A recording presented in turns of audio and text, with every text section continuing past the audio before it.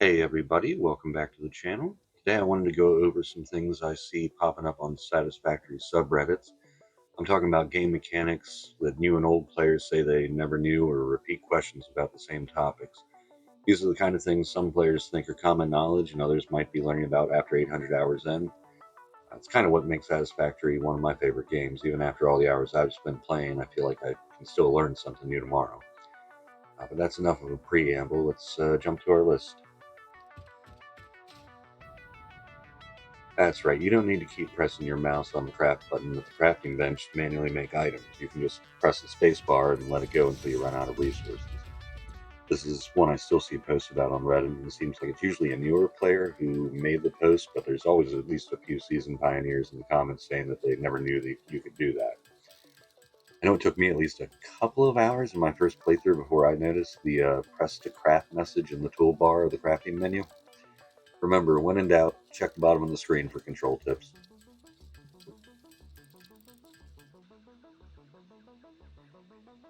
So this is probably more like 3 or 4 topics in one, but I think they're all close enough to bundle together. I think how fluids in pipes work is maybe one of the more common video topics on Satisfactory on YouTube as well. So if I got it wrong, you can check some other things too. But first, a water extractor provides about 10 meters of head lift, which means you can pump water 10 meters up without a pump. Now, pipes are still a little janky, and I've been able to pump water a little bit higher than that with just a water extractor, but I think that's really more of a glitch. Uh, Here I've got a fluid buffer on top of a 20-meter high stack of foundations, and the water just won't get to the top.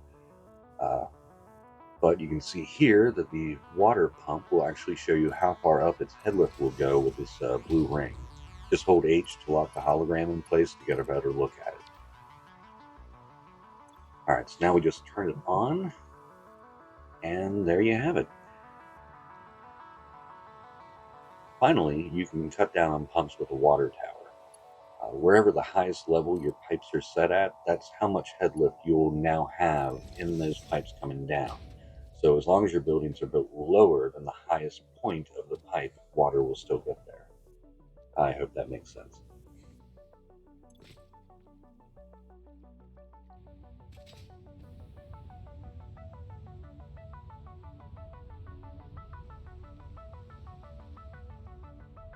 So this is a mistake that I make all the time.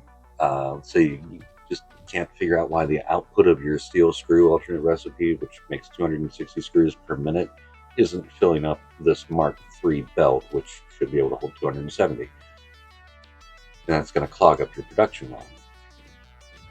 So always check the belts and lifts that are coming out of the machines when this happens. If you're using a Mark I lift for the output like we've got here, then you're only able to send out 60 screws at a time. This can happen a lot if you're trying to upgrade existing factories and you just forgot to click on a belt or a lift.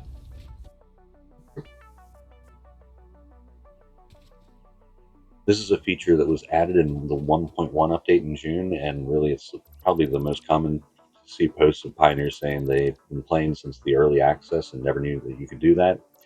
Don't worry guys, you couldn't do that before. Dismantling crash sites is especially helpful in the early game to get some much needed items to unlock tiers, but it's also good to clear crash sites after you collect hard drives so you don't keep double checking the same area again, hunting for alternative recipes. Speaking of alternate recipes, try to keep as many recipes open in the MAM as you can. If you unlock one of the 2 recipes available from scanning a hard drive, that second recipe gets thrown back into the pool. If you're holding out for a particular recipe in the game, like a sloppy alumina or some alternate fuel, you can increase your odds by giving the game fewer options to draw from when you scan new hard drives. If it isn't a recipe you really need, just let it sit there. If you aren't sure the best recipes to get, I've left a link in the description below from one Redditor's post ranking the best alternate recipes in Satisfactory. I use it all the time. And there you have it, some of the more common topics I've been seeing on the subreddits.